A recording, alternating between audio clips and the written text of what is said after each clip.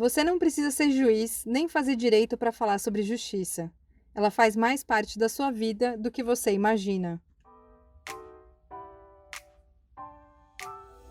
Meu nome é Debs e está começando mais um Papo Debs. Bora bater esse papo? Que tal um cafezinho para acompanhar?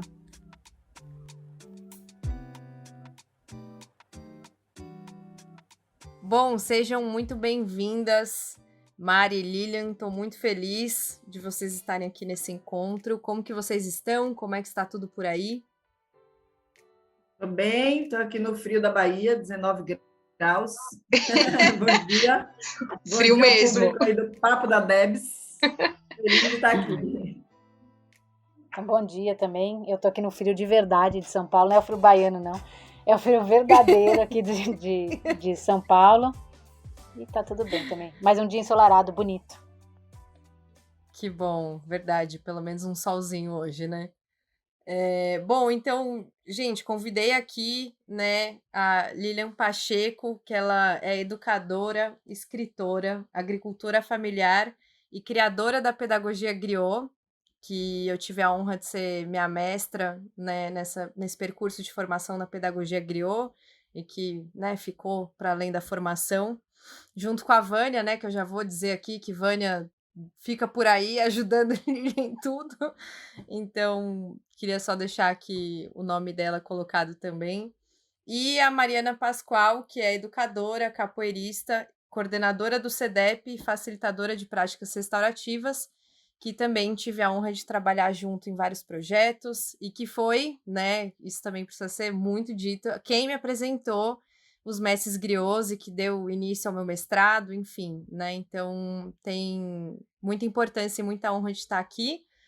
E hoje a gente vai falar sobre Paulo Freire, porque tem muito a ver, né, assim, no meu caminho da justiça restaurativa, estudar educação popular, me aproximar da pedagogia griot e também pelo CEDEP, né, que tem muito esse foco da educação popular, né, essa estrutura da educação popular, sempre fez muito sentido. E aí hoje eu queria escutar duas mulheres, né, tão importantes que têm aí na caminhada essa conexão com Paulo Freire, com a educação.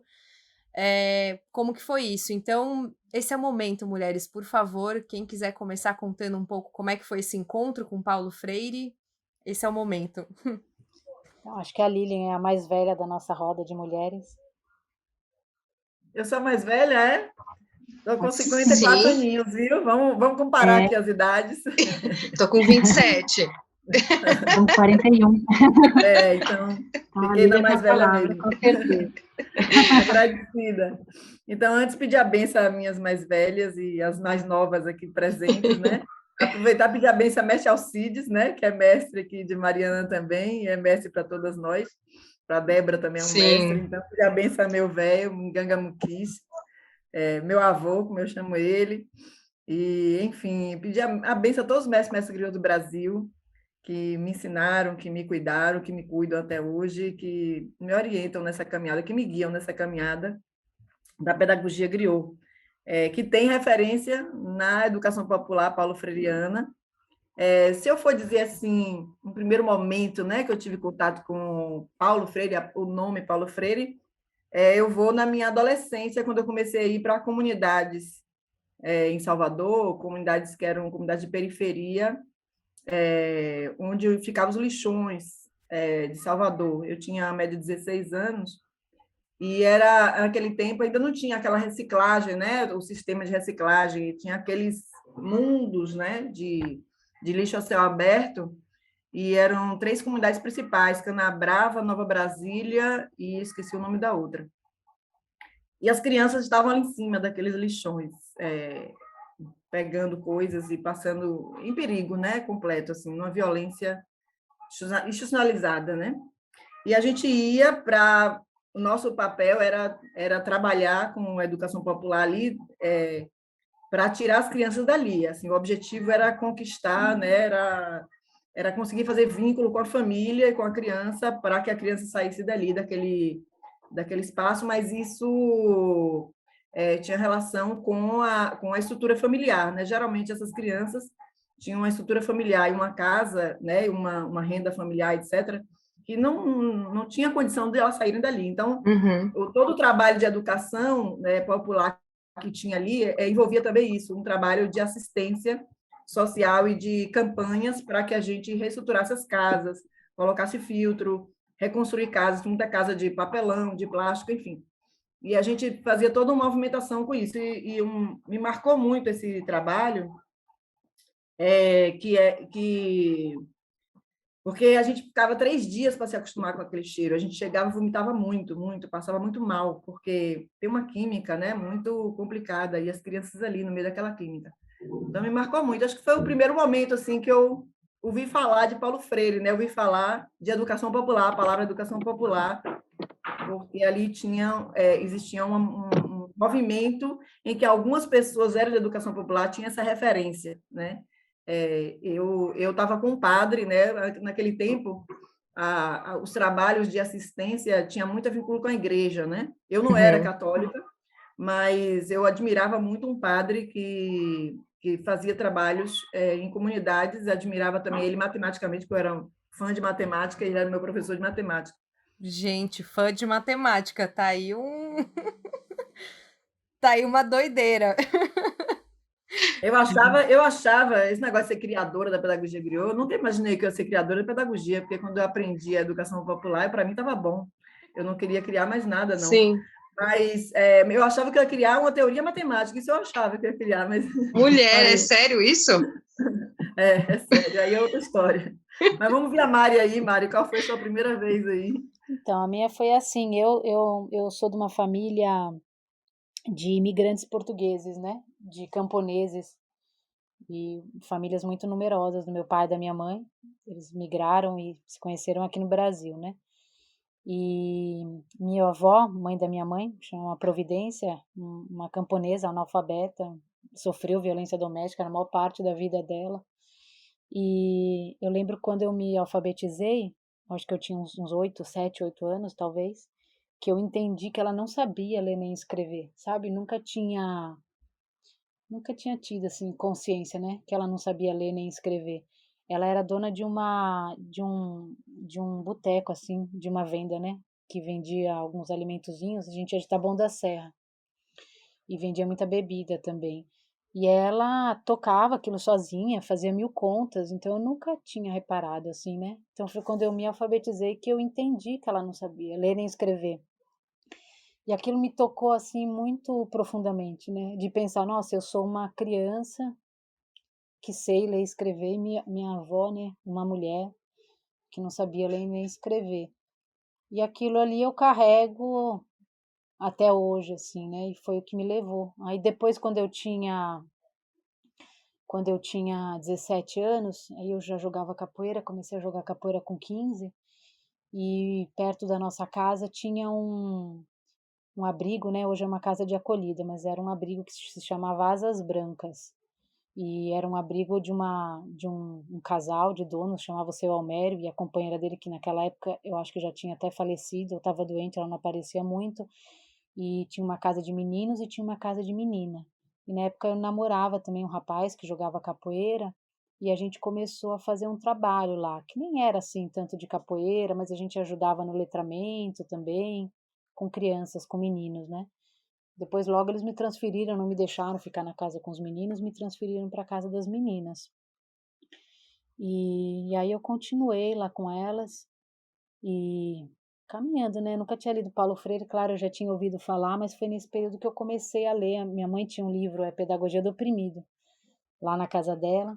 E aí foi a primeira vez assim que eu peguei mesmo, né, Pedagogia do Oprimido para ler. E quando eu li aquilo, nossa, foi assim uma maravilha, né?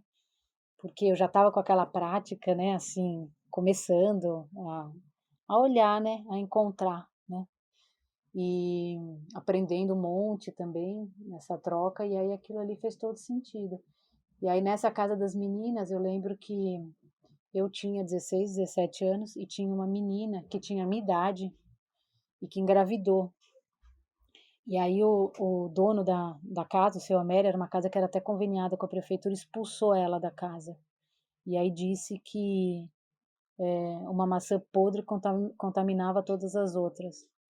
E aí também foi a primeira vez assim que essa coisa da educação antipatriarcal feminista, que eu nem nomeava, né, desse jeito, mas que me veio, né, assim, com muita força, né, com uma indignação. Então foi assim que eu comecei assim a minha caminhada. Eu fui fazer faculdade de história, mas sempre já mesmo na faculdade indo para a área da educação, né? Foi indo. Foi assim.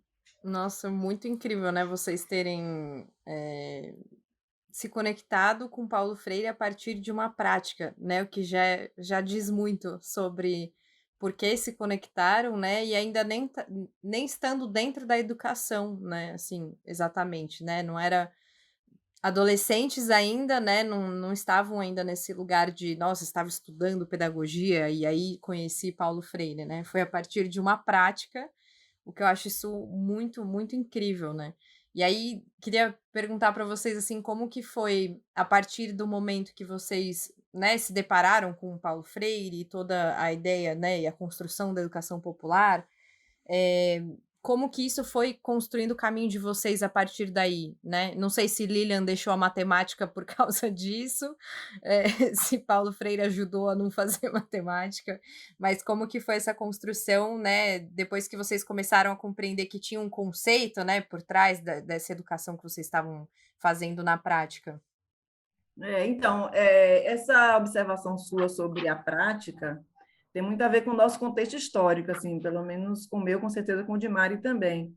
No nosso contexto, era pós-ditadura, então o programa das universidades, né, fazer faculdade de pedagogia, para mim, naquele tempo, por exemplo, estava fora de questão, porque eu já conhecia Paulo Freire, aí eu tive oportunidades antes de conhecer mais assim o universo paulo freireano. E aí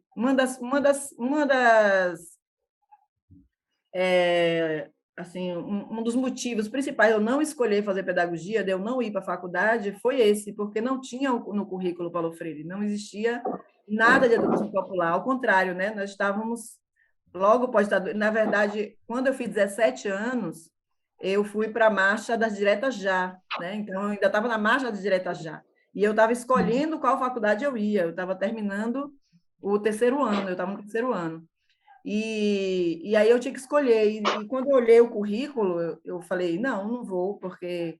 e também outro contexto aí é que você falou assim, nas suas práticas, ainda como estudante, na verdade eu era um estudante e ao mesmo tempo eu era educadora, porque esse padre, ele me entregava 53 alunos, assim, ele me entregava a sala toda. Porque esse negócio de ser educadora, eu sou desde pequenininha, assim, onde eu estou, eu viro a pró, assim, eu virei a pró na infância. Criança, eu era pró, né? Na minha sala, eu era pró, minha mãe era professora, e minha mãe me entregava uma sala, ela me entregava uma sala. E eu era pró desde pequena, pró de quintal, pró na sala da minha mãe, pró na sala que eu era aluna.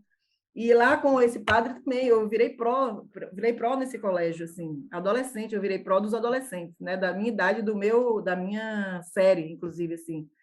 Então, esse negócio de ser pró era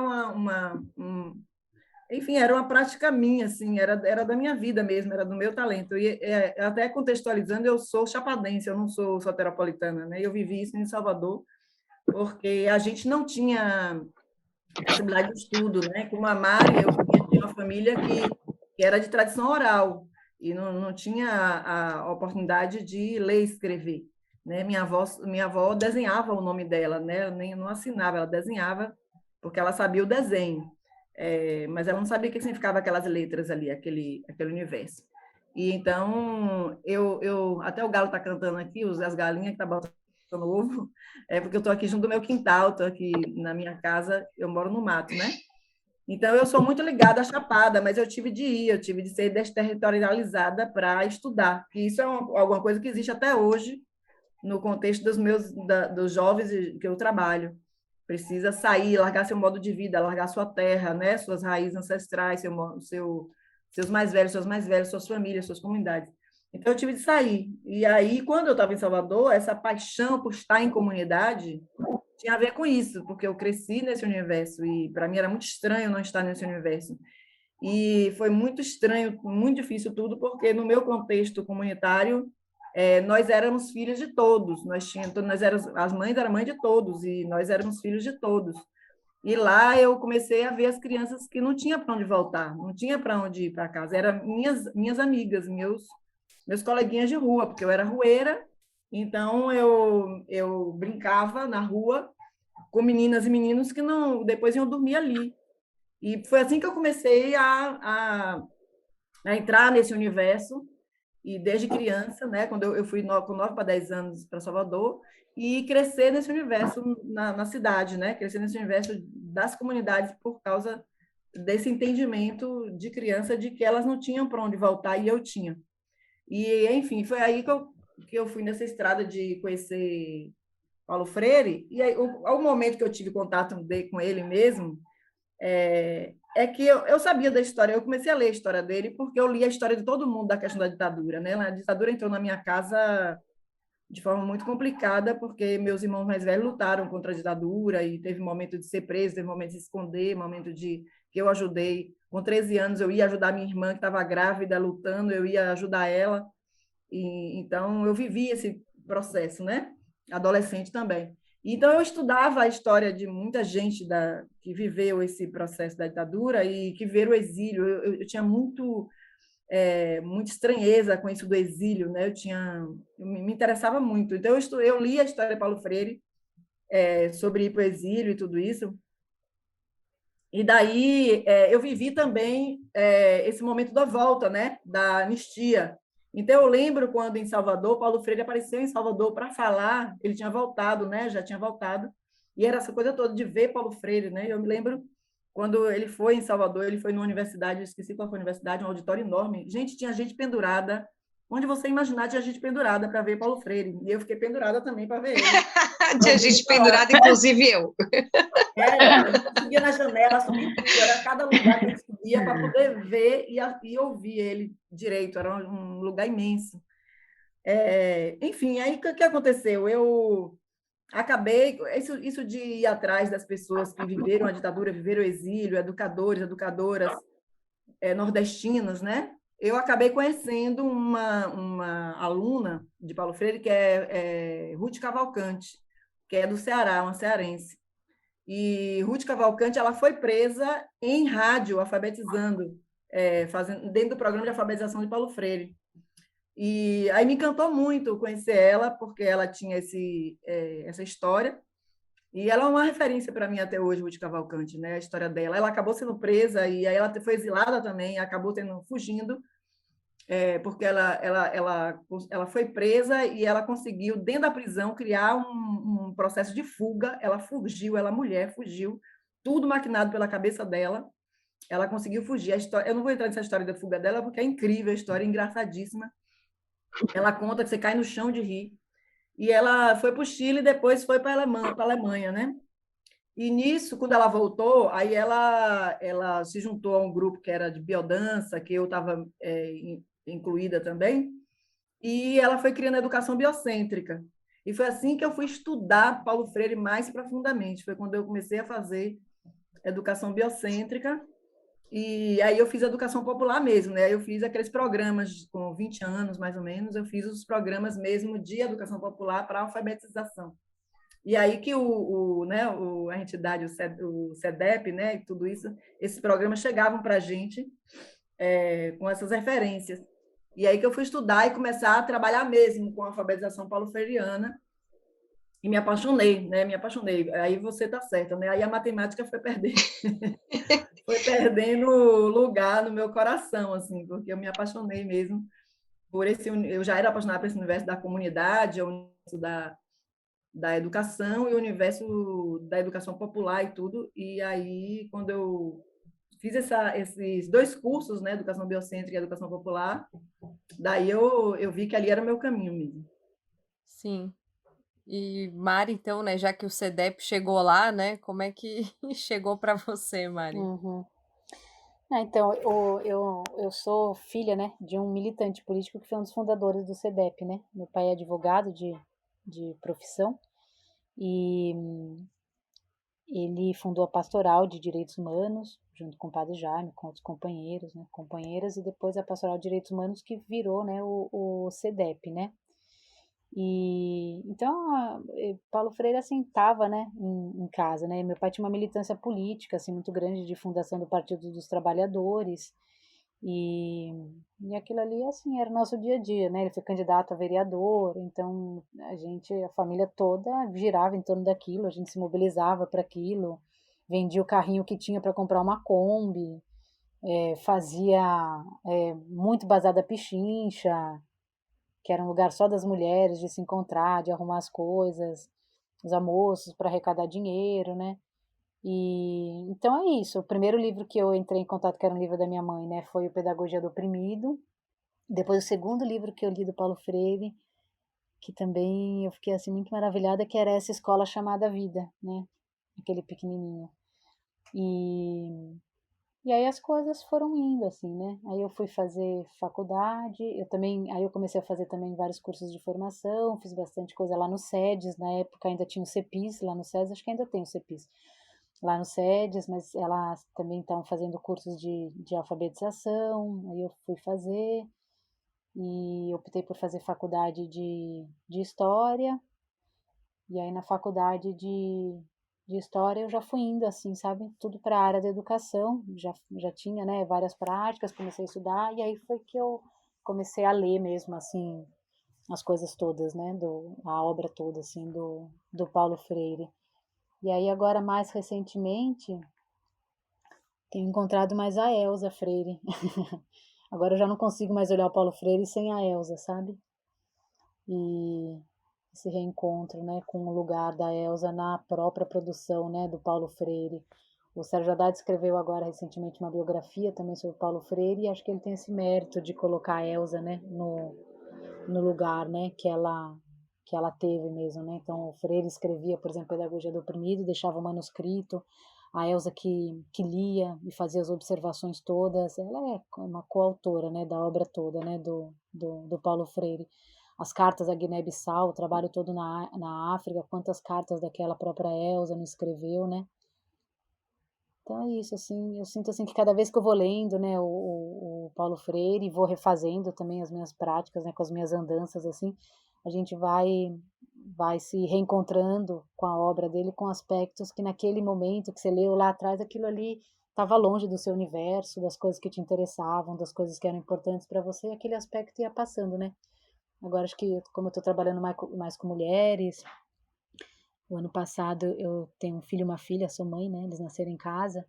E o ano passado eu fiz um curso para doula e estou começando a doular, mais essa coisa da ginecologia natural. Então eu tenho encontrado Paulo Freire nesse lugar também, né? A obra dele é muito, muito grande, muito extensa e são sempre reencontros a partir do que a gente vive nesse momento, né? Isso eu acho muito, muito lindo. Eu queria voltar à fala, porque me provocou essa fala da Mariana sobre Elza, que era uma curiosidade muito grande minha conhecer a Elza.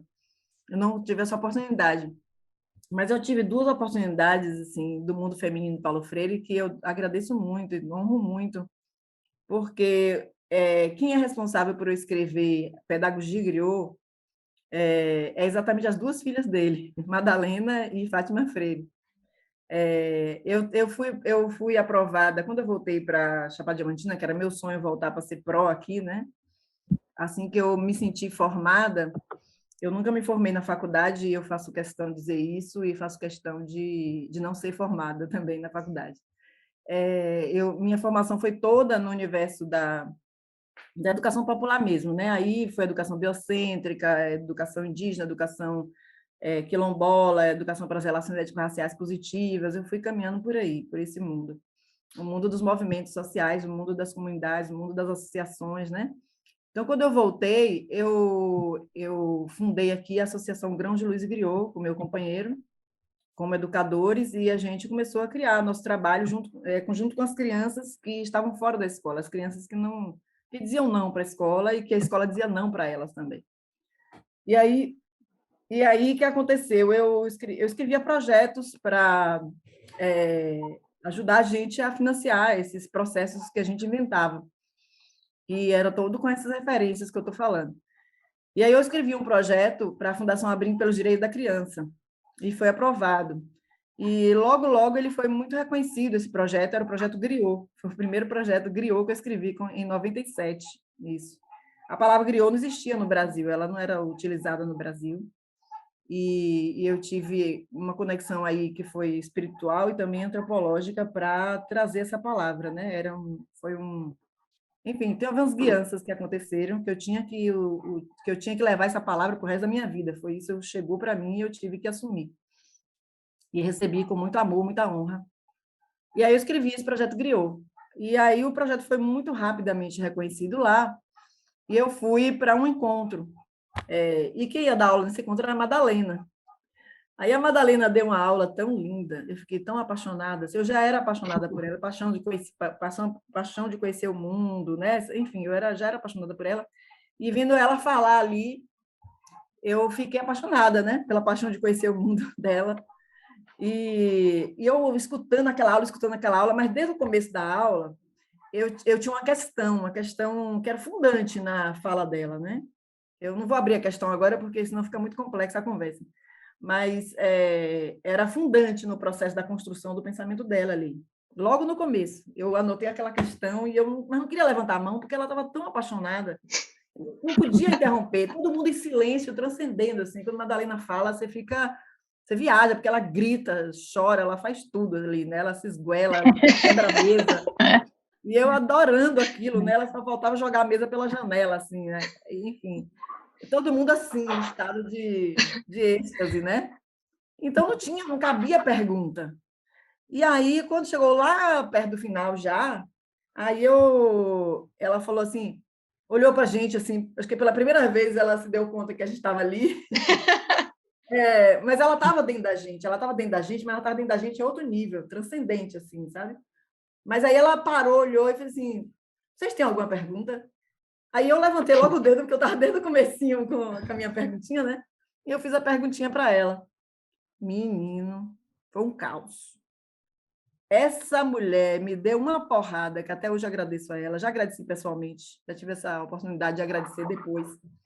Ela me deu uma porrada, ela falou uma frase para mim que eu nunca esqueci.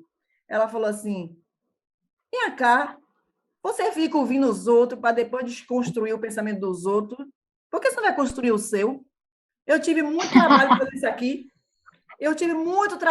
aqui, você está me vendo aqui, me esgoelando, me debruçando, me entregando tudo a partir desse fundamento aqui, e você vem tirar o meu tapete, o meu fundamento, para cair tudo o que eu falei esse tempo todo. O que você está fazendo aqui, menina? Vá escrever o seu, vá construir o seu, e deixe de botar dedinho no dos outros, não sei o que. Mas ela me deu uma porrada, eu não lembro todas as palavras, mas era nesse tom. Ela gritou comigo mesmo, assim, efetivamente. E eu fiquei olhando para ela assim, em parte assustada e em parte encantada, né? Porque era uma verdade profunda que ela estava falando, e ela estava me jogando para um lugar que eu tinha medo de ocupar, entendeu? E ela denunciou isso para todo mundo, na frente de todo mundo. Aí, quando eu saí dali, Fátima Freire era a coordenadora do programa. Ela era uma consultora falando, e a Fátima era uma coordenadora. Fátima veio logo em mim, Fátima já tinha lido o meu projeto, veio logo em mim e falou assim, perdoe a Madalena. Não é por mal que ela fala assim. Eu falei, não, mas eu não tenho nada para perdoar. Eu adorei, Fátima, eu estou encantada, assim, fica tranquila, nada me ofendeu, nada me feriu, de forma alguma, eu estou muito feliz, assim, eu estou muito feliz. Agora, estou perplexa, é um assustado perplexo. Aí a gente se abraçou assim, e a gente criou um vínculo aí quem foi que me ajudou? Quem foi a minha assessora para escrever a Pedagogia Griot? Fátima Freire. Então, eu fui empurrada por Madalena para esse precipício, e Fátima foi que me aparou desde a hora que eu saí da sala até eu escrever tudo e lançar o primeiro livro. Foi Fátima, até hoje Fátima e eu somos irmãs, né? Nós criamos programas e projetos juntas. Ela foi minha assessora pedagógica durante muitos anos, até hoje eu considero ela minha assessora pedagógica.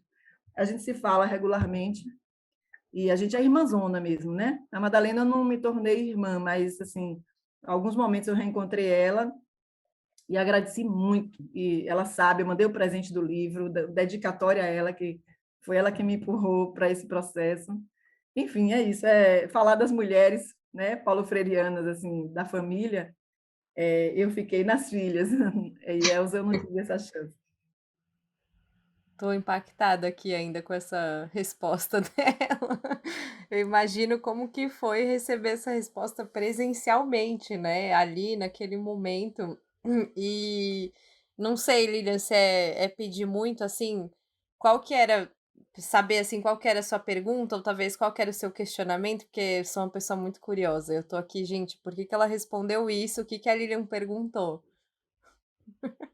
É que dentro da ciência da educação existe as contradições em relação à formação da consciência humana, né? Isso é uma grande questão para nós, porque quando você faz uma aula, você faz uma prática pedagógica, você está acreditando em um processo da consciência, né? Você tem ali uma crença por trás do que você está construindo junto com a pessoa. Como você está construindo conhecimento e como você está construindo, né, ajudando a pessoa a gerar a sua consciência mesmo, né? Que a consciência é algo que, enfim, aí vem os problemas da consciência, do conceito de consciência, né? E o problema fundamental que trouxe que ali é porque ela estava falando de uma construção humana, do ser humano, né, e da consciência, a partir de um fundamento que não era o meu fundamento. Uhum. E aí o fundamento dela era muito relacionado com a linguagem, né? E isso faz muito sentido para mim também e para a educação popular. Mas, no meu caso, minha questão fundamental era a afetividade, né? Que até hoje era a vivência afetiva mesmo, que é exatamente a contribuição que eu vinha dar depois com a educação popular. Eu trabalho com educação dialógica, eu trabalho com tradição, problematização, com tudo isso, até hoje eu trabalho. Mas, anterior a isso, eu trabalho com a vivência afetiva, que é alguma coisa que a educação popular não nos deu, assim, nos deu o mundo dialógico de uma forma profundíssima, mas não nos deu prática pedagógica vivencial. E a minha pergunta ia por aí, né, para a construção da consciência. E quando eu falei isso, derrubava toda a consciência, o conceito de consciência que ela estava construindo ali. Sim. Que, na verdade, eu compreendo como complementares, eu compreendo como dois processos que são contínuos e complementares. Não que são antagônicos, né? Uhum. Mas pareceu, na minha pergunta, pareceu como antagônico, né? Até porque era uma jovenzinha perguntando, eu era muito jovem. Sim. Eu tinha 20 e poucos anos, então a pergunta da gente vem muito como um confronto ao professor. A gente não tem esse respeito que a gente que desenvolve, né? Eu acho que Sim. faltou mais respeito, faltou contextualizar mais a pergunta, e também porque eu acho que também não era que eu era desrespeitosa, mas eu era impetuosa, e eu estava também em êxtase, e aí a pergunta veio foi uma oportunidade que eu tive, então eu vim com uma pergunta muito objetiva, muito rápida, e foi um pouco de desconstrução mesmo na pergunta, teve um tom desconstrutivo, não destrutivo, mas desconstrutivo. E aí mas ela me deu uma patada, uma porrada, que eu compreendi, e depois falei com ela isso, falei com Fátima também, eu compreendi que foi muito menos por ela e mais por mim, entendeu? Ela não era por ela ali, Madalena estava no altar dela, né? E ela jamais seria derrubada por uma pergunta de uma menina, né? Não é isso, é que ela era muito boa com isso, com as pessoas, né? Ela com certeza é. Então, ela trouxe a questão para me empurrar mesmo, para me ajudar, para me provocar, entendeu? Ela Uhum. devolveu, no mesmo nível que eu coloquei, ela devolveu mais forte, né? E eu agradeço muito, assim, a inteligência dela é incrível nisso. Ah, então eu já estendo o agradecimento também, né? Porque daí surgiu Pedagogia Griot, então que ótimo, né? Um agradecimento aqui por esse empurrãozinho, um empurrão grande talvez, né? Para ir construir o seu caminho. E eu achei muito incrível ela ter essa percepção, né? Da sua juventude, né? De estar ali, uma menina super jovem, querendo questionar e ela dizer, bom, então vamos construir seu caminho, né? Assim, para você poder se questionar também, né? E fazer parte desse processo. Achei isso muito incrível. E eu ia perguntar para você, Mari, como que você vê, né? Já que é um pouco nosso contexto aqui também, como que você vê esse casamento, assim, da educação popular e da justiça restaurativa, tanto dentro do CEDEP como para você mesmo, né? Que vive enquanto facilitadora e educadora, né? Que diálogo que é esse, né? Como que ele acontece para você? Uhum. Eu acho que a minha identidade é uma identidade de educadora, né? De educadora popular e de uma militante defensora de direitos humanos, né? E foi a partir dessa prática que eu também encontrei a justiça restaurativa, né? E acho que mais recentemente, assim, tenho me perguntado, bom, a gente lá no CEDEP, no Centro de Direitos Humanos e Educação Popular do Campo Limpo, né? A gente também fez esse percurso, assim, que a Lilian estava falando do afetivo, né, do subjetivo, porque a gente trabalha há 40 anos com o tema da violência, né? A gente executa, por exemplo, o Programa de Proteção de Vítimas e Testemunhas do Estado de São Paulo há 20 anos. A gente sempre trabalhou com a violência policial, né? E com apoio, né, a famílias, trabalhamos até hoje, né, que sofrem violência do Estado, apoio jurídico, apoio psicológico e tal, né? Então a gente já fazia esse caminho. E aí, em 2004, 2005, que a gente começou a se perguntar onde era esse lugar, né, do afeto, do subjetivo, no campo da violência, né, ou dos conflitos que a gente já trabalhava, né? E aí foi aí que entrou, né, o tema da justiça restaurativa. Ele entrou completamente pela porta, né, pelo campo da educação popular. Então a gente começou a fazer formação, né, de facilitadores, de facilitadoras, primeiro trabalhando com educadoras que trabalhavam com criança nos CCAs, né, que são Centros de Atendimento de Criança e Adolescente aqui da cidade de São Paulo, e depois ele foi indo, né, e hoje a gente está no campo prisional, né, a Débora acompanha, né, um pouco essa caminhada, né. Bom, então aí em 2018 a gente começou com essa reflexão mesmo, porque a gente tem esse tripé, né? A educação popular, a justiça restaurativa e os direitos humanos. E é claro, a educação popular como que é transversal, né, a isso. Mas aí a gente começou a se perguntar assim, como é que essas coisas dialogavam, e a gente tentou fazer o primeiro curso, que era um curso de diálogo entre esses três campos, e se eu não me engano chamava Educação Popular e Justiça Restaurativa, Caminhos para a Efetivação dos Direitos Humanos no Brasil.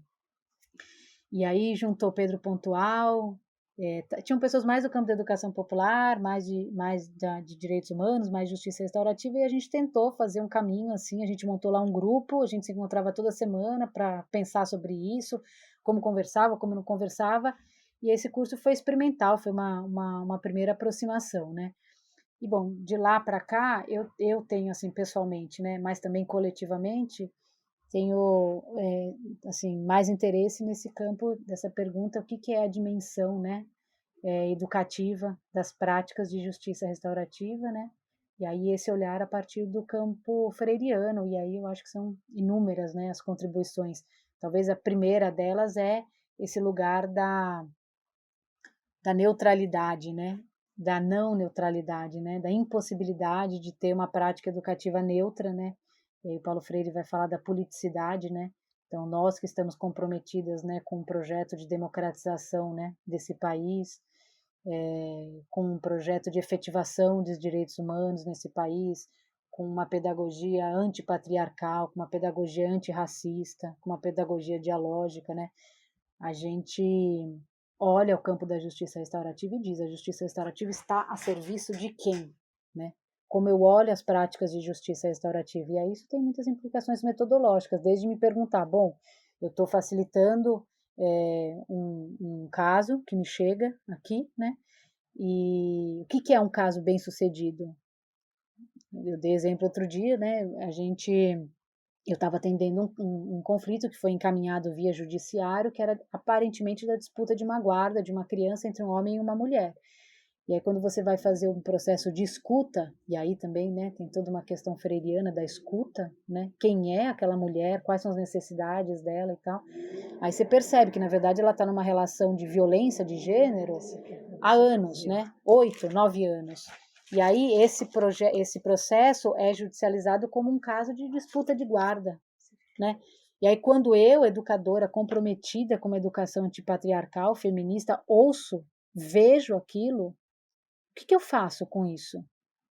Se os dois chegarem, se homem e mulher chegarem num termo ao final do diálogo, que é uma guarda compartilhada desse filho, esse é um caso que foi bem sucedido, entre aspas, né? É um conflito resolvido aos olhos de quem? Só se for do judiciário, porque dessa mulher certamente não, né?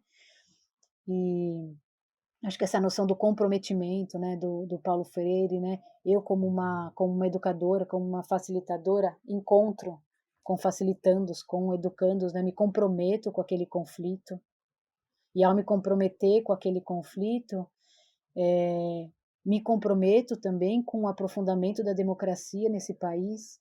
Então, quando a gente recebe, né, assim, para os conflitos, né, e homens e mulheres, trabalhadores, trabalhadoras, né, que têm experiências absolutamente autoritárias, né, porque nós vivemos num país com tantos anos de escravidão, nós vivemos num país absolutamente violento. A violência é a forma de mediação social desse país.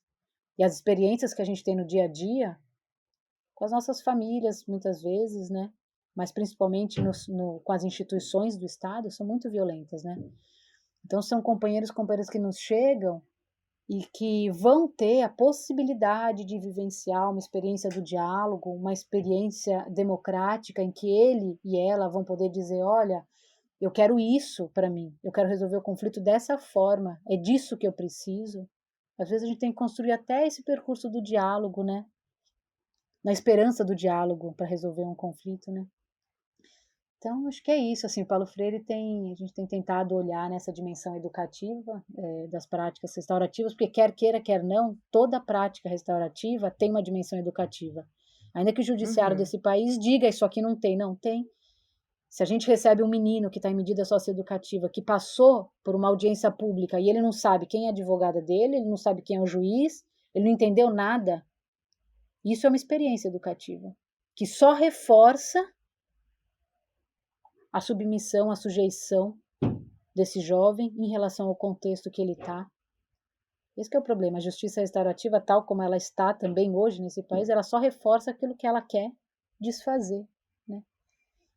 Então é isso. Acho que o Paulo Freire tem contribuído com muitas, a partir das categorias, né, freiriana, tem provocado, assim, acho que muitos pensamentos e pensamentos decoloniais, né? Como é que a gente olha esse campo de uma outra forma, né? Sim, e eu acho muito incrível pensar um pouco sobre esse diálogo, né? Um pouco não, né? Pensar bastante, porque quando eu fiz a formação de pedagogia griot, eu fui lá com minha cabeça de direito, né? Assim, tô fazendo um mestrado dentro do direito e eu preciso entender melhor sobre o que eu tô falando, porque já tinha algo dentro de mim de, não dá só para escrever sobre o que você leu no livro, né? Se você não viveu aquilo. E aí fui fazer a pedagogia griot sem conhecer a Lilian, sem conhecer o Márcio, sem conhecer ninguém nem nada, porque a Mariana, contando para você, né, Lilian, foi numa reunião com a Mari que eu comentei que eu estava fazendo um mestrado sobre as práticas no Brasil, né, de justiça, tipo, que justiça é essa que era feita aqui no Brasil, né, pelas populações quilombolas, indígenas, porque ninguém dentro da justiça restaurativa me trazia esse referencial, né. E aí a Mari perguntou, bom, você conhece os mestres griots? Eu falei, gente, eu nunca ouvi esse nome. E aí ela falou, nossa, Débora, mas tem até um projeto de lei, né? Tipo, eu que sou do direito, minimamente essa linguagem deveria saber, né? E eu não fazia ideia que isso existia. E aí fui buscar, então, conhecimento, né? E aí nesse percurso aí de formação da pedagogia griot, toda aula que a Lilian trazia, né, essa perspectiva do diálogo, tipo, os princípios do diálogo, eu ficava, caramba, mas era isso que falavam para mim na justiça restaurativa, né? Tipo, tinha muito diálogo já nisso, assim, no princípio do diálogo, da escuta, da importância da escuta. E, para além dessa reciprocidade, quando eu escutava a pedagogia griot e vivenciava e a justiça restaurativa, eu via também muito distanciamento nesse sentido que você trouxe, Mari, que eu sentia que na pedagogia griot estava tão explícito o lugar dela, estava tão explícito ao que ela se serve, ao que ela presta, né, qual que é a missão da pedagogia griot com as pessoas, né, esse afetamento das pessoas, que eu não senti isso na justiça restaurativa. Parecia que para mim ainda era muito delicado falar no âmbito justiça, que você tem um objetivo sim, você tem um papel sim, que você tá ali com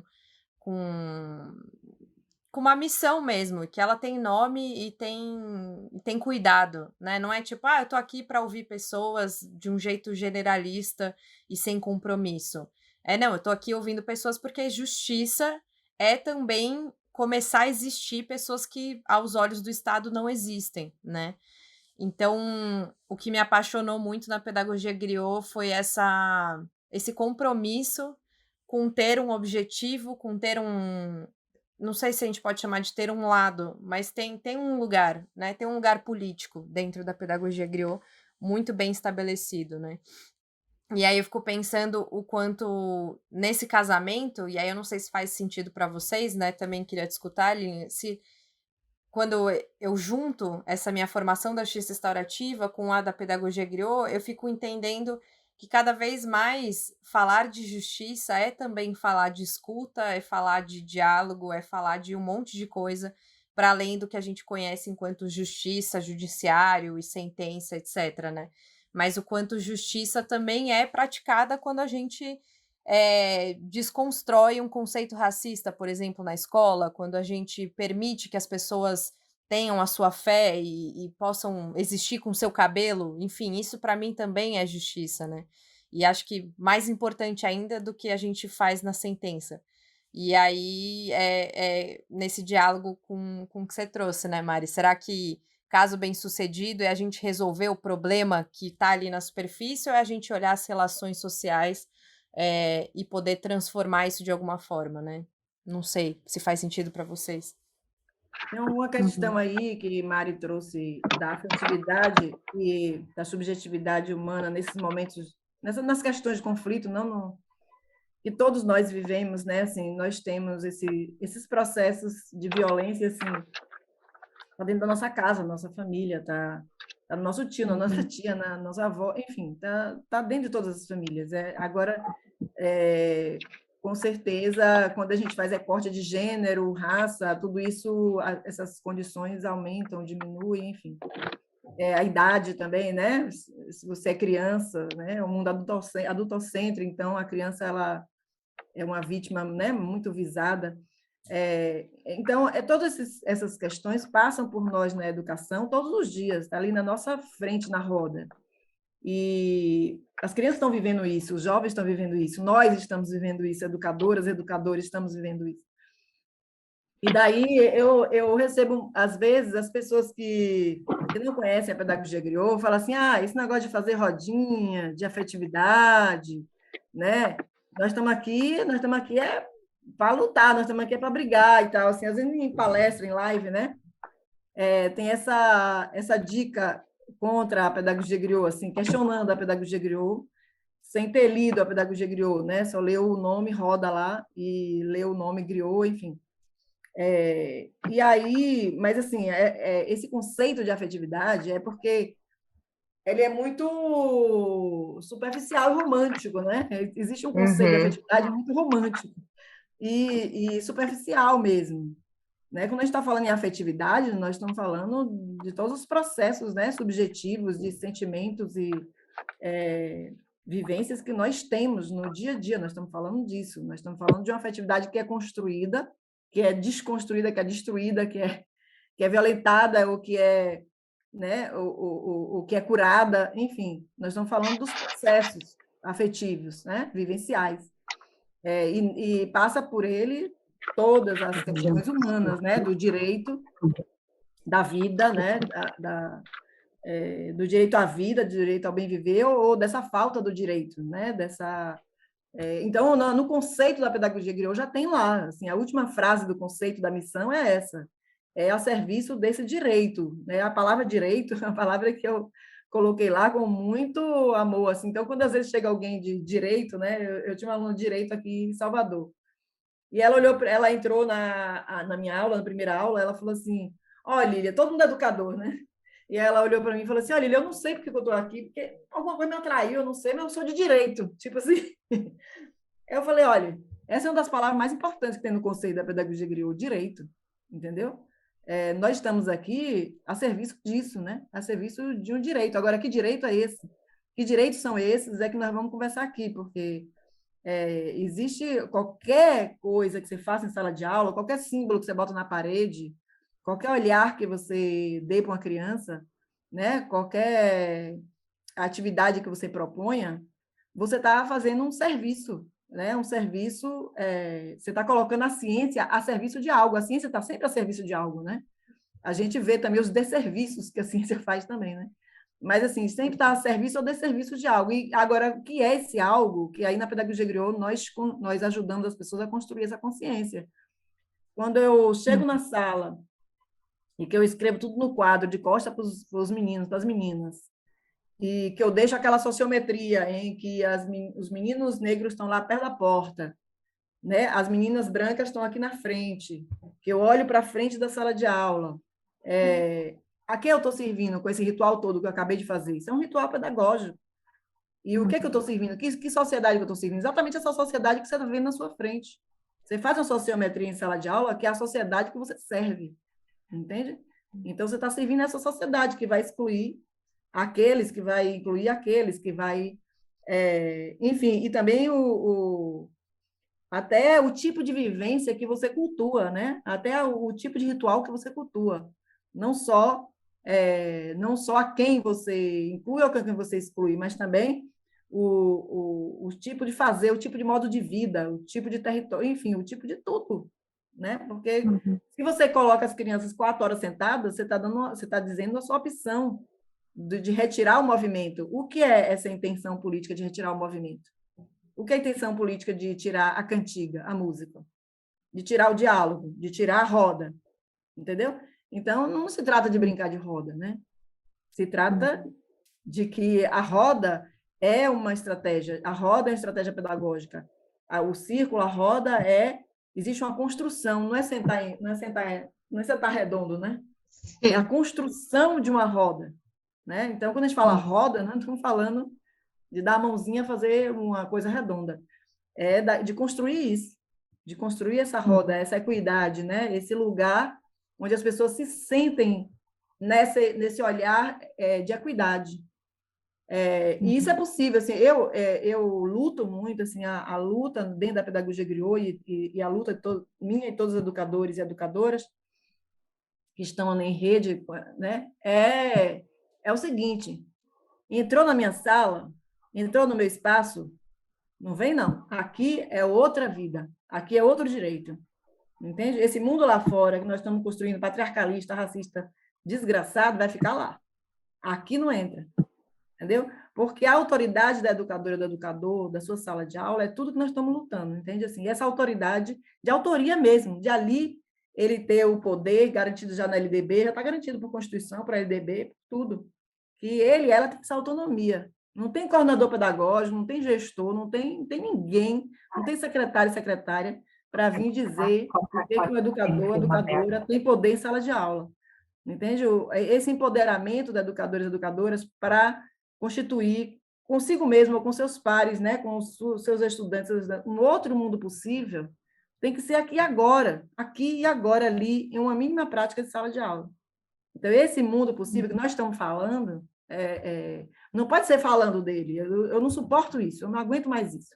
Ouvi falar decolonialidade, com pedagogia PowerPoint. Eu sempre falo isso nas minhas aulas. Pelo amor de Deus, pedagogia PowerPoint falando de decolonialidade, gente, isso é o fim do mundo, né?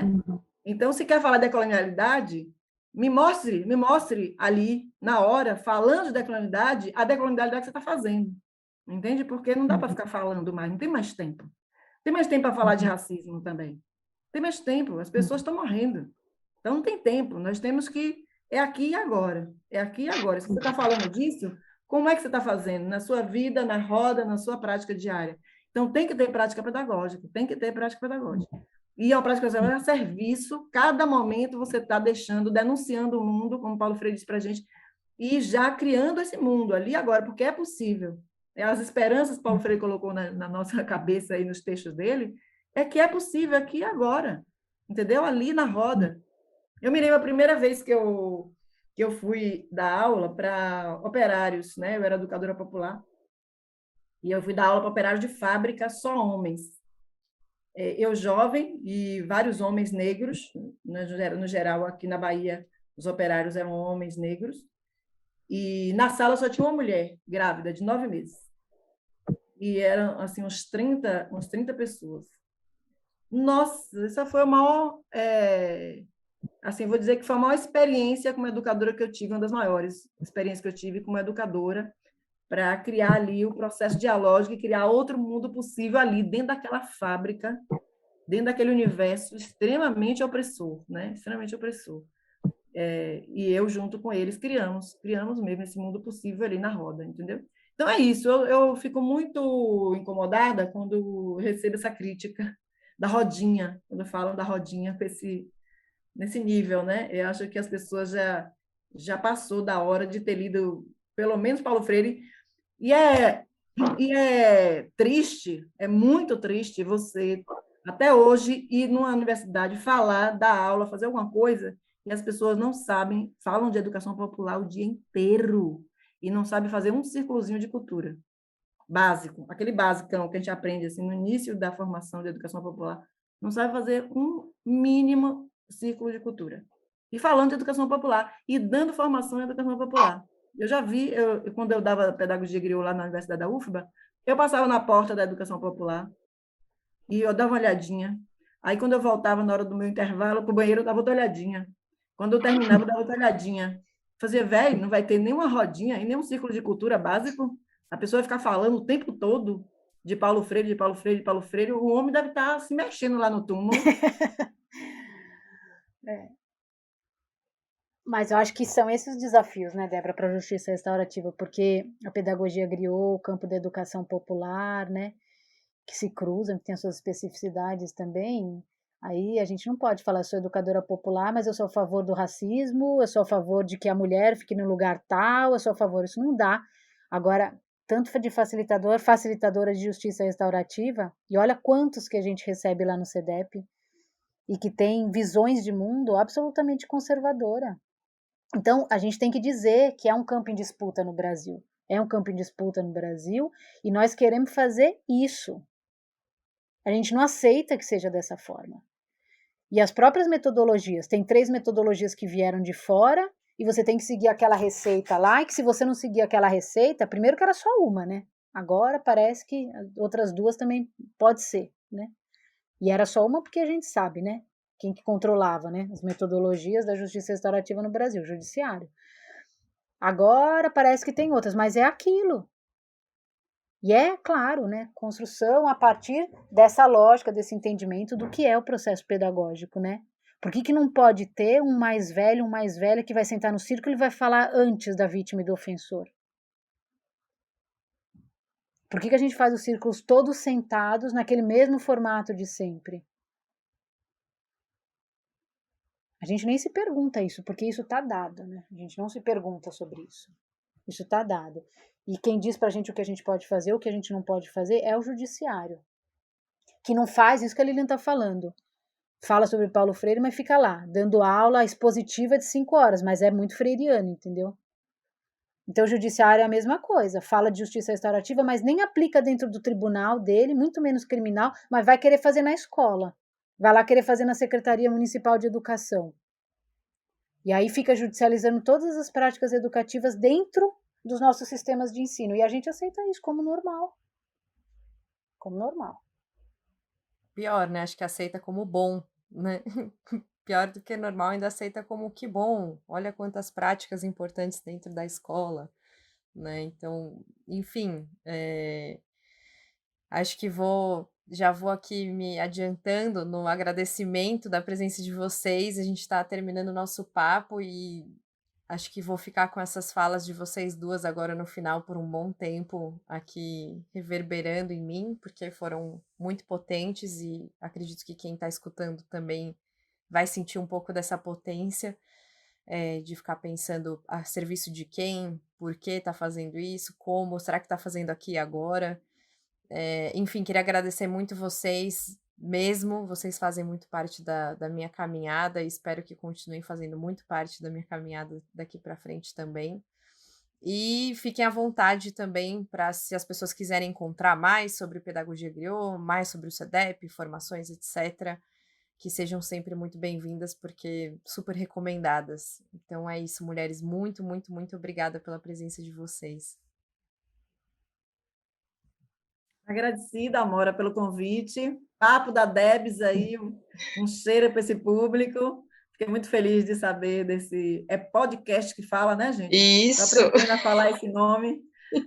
Então, muito agradecida, eu fico feliz de estar aqui nesse diálogo, de conhecer a Mariana, muito feliz mesmo, assim, é histórico o CEDEP no Brasil, e é muito me honra, né, esse diálogo e saber, né, da força que o CEDEP continua, a resistência, né, das nossas organizações que nasceram dessa luta e que continuam dentro da luta, inclusive de geração em geração, né, com ela como filha dessa história, e segurando essa bandeira. Fico muito feliz mesmo de conhecê-la e de estar com você também, Débora, né? Que eu conheço como Débora, mas aqui é o papo da Deb, então é Deb. Estar com você que, enfim, se dedicou profundamente, né, a essa interação, né, entre pedagogia griot e justiça restaurativa. Eu fiquei muito feliz, como eu falei, essa palavra direito é muito cara para nós no conceito, e você deu vida a isso, eu fico muito feliz mesmo. Quero deixar aí o Facebook, Instagram e o portal da gente é Pedagogia Griot. Você botar Pedagogia Griot, botar Lília Pacheco, Márcio Caires, enfim, botar Mestre Griot, vai sair muita coisa e muita coisa para você estudar, muito filme, muito vídeo, muita lei, muito material, muito livro. A gente tem a biblioteca da Pedagogia Griot no portal, com muitas teses, mestrado, doutorado, enfim, dissertações e teses, né, de mestrado, doutorado, monografias e livros gratuitos, tudo gratuito lá, para você se inteirar. E tem os cursos também, sempre noticiados, ora gratuitos, ora pagos, de uma forma extremamente solidária, extremamente organizada para que todos tenham acesso e que ninguém tenha problema em relação à questão financeira para participar. Então, um cheiro muito grande e até mais ver, até mais conversas. Eu quero falar que eu não falei que nós fazemos parte do CEAL, que é o Conselho Latino-Americano e Caribenho de Educação Popular. O próprio Paulo Freire foi um dos fundadores, né, dessa articulação de educação popular latino-americana e caribenha, com a nossa Flor do Caribe, Cuba, também participando. E nós estamos com a campanha em defesa do legado do Paulo Freire, uma campanha latino-americana e caribenha que começou aqui no Brasil em 2019. Monte de ação de um ano para cá, porque você sabe que nós já estamos comemorando. Agora, em setembro, é 100 anos, né, de Paulo Freire, mas nós já estamos comemorando há um ano, né, que nós gostamos de festa e tudo mais. Então, vira e mexe, a gente faz comemoração, um monte de gente no Brasil, na América Latina, e agora em setembro também vai sair um conjunto de atividades, América Latina fora. Dia 2 de setembro nós vamos fazer uma primeira atividade comemorativa também aí do mês mesmo. Então, vocês podem acessar, tem o Facebook da campanha em defesa do legado do Paulo Freire. Vão acontecer muitas coisas. Tem reuniões mensais dessa campanha. Lilian está super convidada, seria maravilhoso ter a Pedagogia Griot nessa luta, nessa resistência, né, de comemoração do Paulo Freire, mas também de Elza Freire, com certeza, 100 anos, né. Então é isso, agradecer muito a conversa, muito gostoso conversar com a Debs e com a Lilian. E a Lilian é a primeira vez que a gente está conversando assim, mas eu acompanho o seu trabalho, e acho que a gente tem como elo, né, o mestre Alcides, que é meu mestre e é seu mestre também, um homem muito importante, né, para a defesa, né, da nossa cultura popular brasileira, um grande educador, um grande mestre, mesmo no que essa palavra tem de mais especial e de mais bonito também, né. Então, quem quiser conhecer o trabalho do CEDEP, que é o Centro de Direitos Humanos e Educação Popular do Campo Limpo, também é só entrar no Facebook, digita lá CEDEP, e a gente tem feito muitas coisas na área de justiça restaurativa, de educação popular e de direitos humanos.